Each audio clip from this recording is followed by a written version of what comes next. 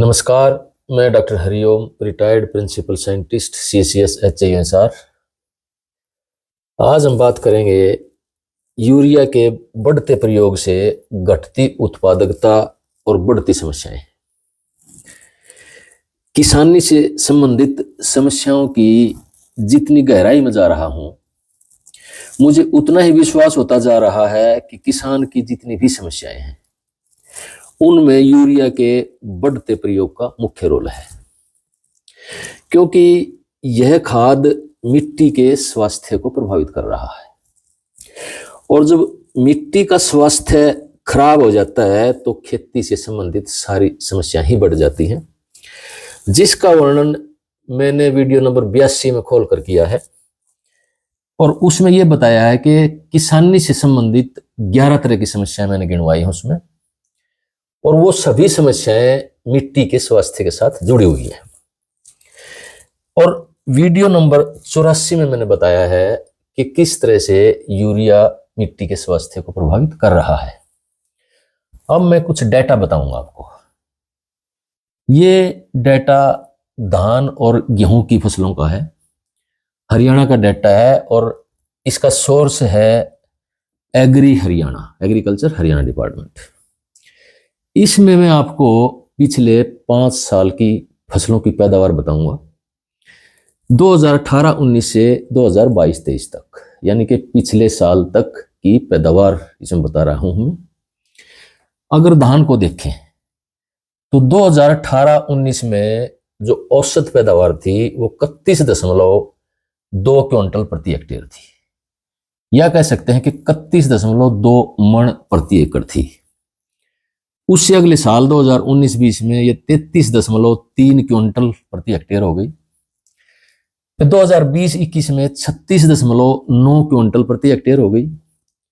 उससे अगले साल ये 36.0 क्विंटल प्रति हेक्टेयर हो गई, और पिछले साल 35.6 क्विंटल प्रति हेक्टेयर थी। अब इसमें आप देखेंगे कि पिछले 3 साल से पैदावार बढ़ी नहीं, कम ही हुई है। उससे पहले के 2 सालों को देखते हैं, थोड़ी कम है। इसका कारण क्या है कि उस समय बासमती का एरिया ज्यादा होता था। अब हर साल बासमती का एरिया कम होता जा रहा है, जिसकी वजह से PR के अंडर जो एरिया है वो बढ़ता जा रहा है, जिसकी वजह से उन 2 सालों के मुकाबले में अगले 3 सालों में पैदावार ज्यादा आ रही है। लेकिन अगर इन 3 सालों की हम देखें तो इसमें पैदावार बढ़ नहीं रही है, बल्कि कुछ कम ही हो रही है। अब हम जब गेहूं की पैदावार देखते हैं तो 2018-19 में ये 49.2 क्विंटल प्रति हेक्टेयर थी। उससे अगले साल ये 46.9 क्विंटल प्रति हेक्टेयर हो गई। उससे अगले साल 48.9 क्विंटल प्रति हेक्टेयर हो गई, और 2021-22 में फिर 45.3 क्विंटल प्रति हेक्टेयर हो गई, और पिछले साल इसकी औसत 46.8 क्विंटल प्रति हेक्टेयर थी। यानी कि जो गेहूं की पैदावार 2018-19 में 5 वर्ष पहले थी वो 49.2 क्विंटल थी, और पिछले साल ये 46.8 क्विंटल प्रति हेक्टेयर थी।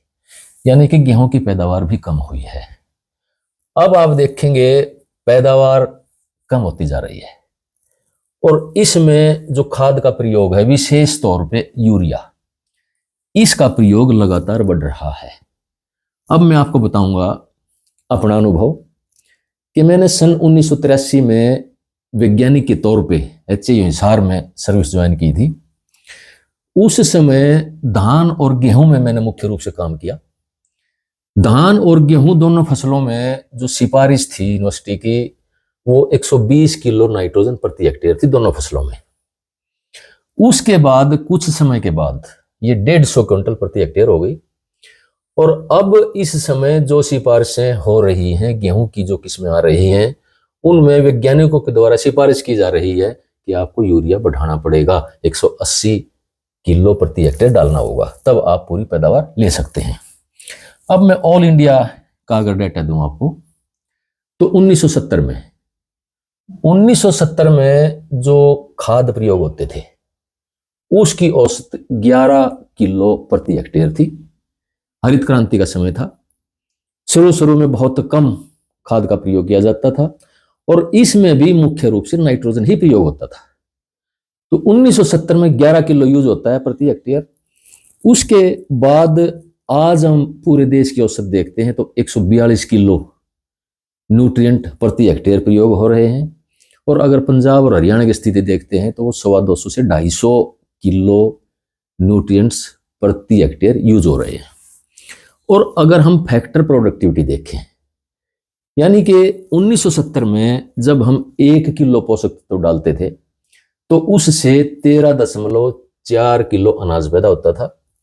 आज हम देखते हैं कि 1 किलो पोषक तत्वों से 2.8, जो 1917 में 13.4 किलो था, आज वो 2.8 यानी कि लगभग 2.3 किलो अनाज पैदा हो रहा है।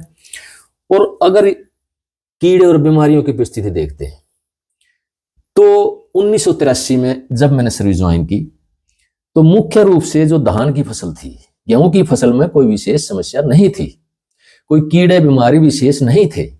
लेकिन धान की समस्या में भी, धान में भी मुख्य तौर पर एक ही कीड़ा आता था और एक ही बीमारी आती थी। जिस साल बारिशें कम होती थी उस साल WBPH आता था, यानी कि सफेद पीठ वाला तेला। और जिस साल बारिशें होती थी या हवा में नमी रहती थी या बादल बने रहते थे, उस साल बैक्टीरियल लीफ ब्लाइट का प्रकोप अधिक होता था। लेकिन आज आप देखते हैं कि दोनों फसलों में ही 5-5, 6-6 तरह की बीमारियां और कीड़े आ चुके हैं, जिनके लिए लगातार दवाइयों का प्रयोग बढ़ता जा रहा है। अब आप देखेंगे कि जो नाइट्रोजन है ये मुख्य रूप से धरती के स्वास्थ्य को खराब कर रही है। ये मैंने पिछली वीडियो में भी बताया था। क्योंकि जो भी हम नाइट्रोजन डालते हैं, मान लो हम कम भी डालते हैं, किसान इस स्तर पे आ चुके हैं कि सब्जियों में 8 से 10 बैग यूरिया तक कुछ किसान डालने लगे हैं। लेकिन मान लो हम 1 बैग ही डालते हैं, सिफारिश से भी कम डालते हैं, तो भी ये मिट्टी की स्वास्थ्य को प्रभावित करता है। वो क्यों करता है कि ये एक ही न्यूट्रिएंट है 17 पोषक तत्वों में से, जो फसल को बहुत कम मात्रा में मिल पाता है, बाकी वेस्ट हो जाता है। यानी कि जो नाइट्रोजन यूज एफिशिएंसी है, जो हम नाइट्रोजन डालते हैं खेत में, वो लगभग 1/3 ही फसल प्रयोग की कर पाती है। यानी कि जैसे उदाहरण के तौर पे मैं कहूँ कि हमने 100 किलो नाइट्रोजन खेत में डाल लिया है, तो लगभग 30 से 35 किलो नाइट्रोजन ही फसल उसका प्रयोग कर पाती है। बाकी वेस्ट चला जाता है, या तो पानी के साथ बह जाता है या वातावरण में चला जाता है। तो अब जैसे फास्फोरस और पोटास है, ये हम खेत में डाल देते हैं, जितना फसल लेती ले लेती है, लेकिन लगभग सारा ये खेत में ही पड़ा रहता है और नेक्स्ट फसलों के लिए उपलब्ध हो सकता है। लेकिन नाइट्रोजन जो है, ये जो हम डालते हैं तो 30 से 35% या ज्यादा से ज्यादा 40% तक फसल इसको प्रयोग कर पाती है। और जो बाकी होता है, जो 60 से 65% नाइट्रोजन होता है जो डालते हैं मिट्टी में, तो डालते ही, चाहे हम कम भी डाल रहे हैं, मैं ये नहीं कहता कि हम ज्यादा डालें, तब चाहे कम भी डालते हैं, यूरिया सिफारिश से कम भी डालते हैं, तब भी इसका प्रभाव होता है। क्यों होता है कि जो 30 से 35% फसल प्रयोग कर लेती है, लेकिन जो 60 से 65% यूरिया है या नाइट्रोजन है, वो डालते ही मिट्टी में आ जाता है।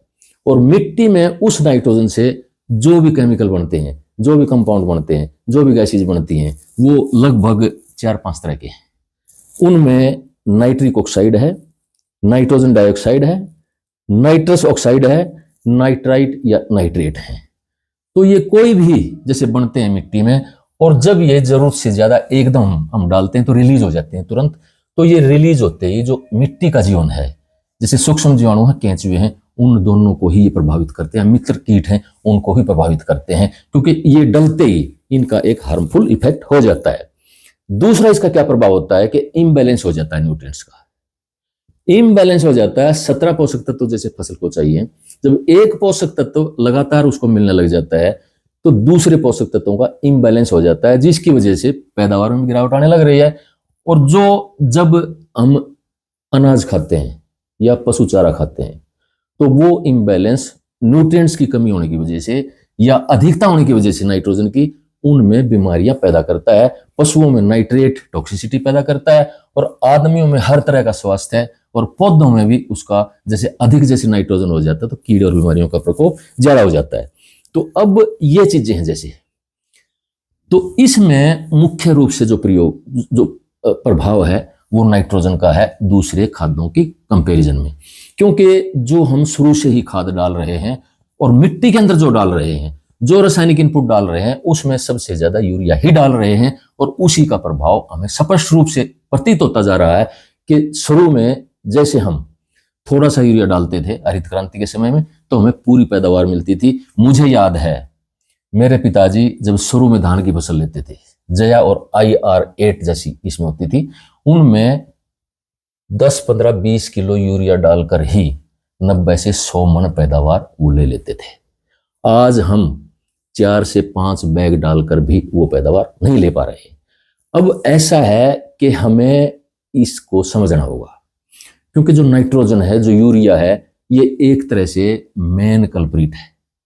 ये किसान के लिए सबसे बड़ा मैं दुश्मन मानता हूं, जो भूमि के स्वास्थ्य को सीधे तौर पर प्रभावित कर रहा है। और जो अनाज, चारा, फल और सब्जियों में इसकी मात्रा अधिक जब बढ़ जाती है तो हर तरह से उनके स्वास्थ्य को प्रभावित करता है। वातावरण में चला जाता है, वातावरण को डिग्रेड करता है। पानी में, भूमि में, माइक्रोब्स पे, पौधे में, जहां भी इसकी एक्सेस हो जाती है तो ये प्रभावित करने लग जाता है, और जिसका प्रभाव हमें स्पष्ट रूप से दिखाई दे रहा है।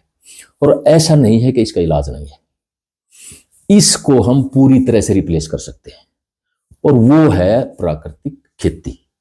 प्राकृतिक खेती में क्या है कि जो हवा के अंदर 78% नाइट्रोजन भरी हुई है, यानी कि हम कह सकते हैं कि हम यूरिया के समुद्र में खड़े हुए हैं, नाइट्रोजन के समुद्र में खड़े हुए हैं। तो सूक्ष्म जीवाणुओं को कुदरत ने एक ऐसी ताकत दी है कि इस नाइट्रोजन को जमीन में खींच के फिक्स कर सकते हैं, पौधे की जड़ों के ऊपर फिक्स कर सकते हैं। और नाइट्रोजन की एटलीस्ट जो 17 पोषक तत्व हैं उसमें नाइट्रोजन की एटलीस्ट कतई जरूरत नहीं पड़ेगी। प्राकृतिक खेती सक्षम है पूरी नाइट्रोजन को सब्स्टिट्यूट करने में, क्योंकि जो भी किसान कर रहे हैं या यहाँ गुरुकुल कुरुक्षेत्र में कर रहे हैं।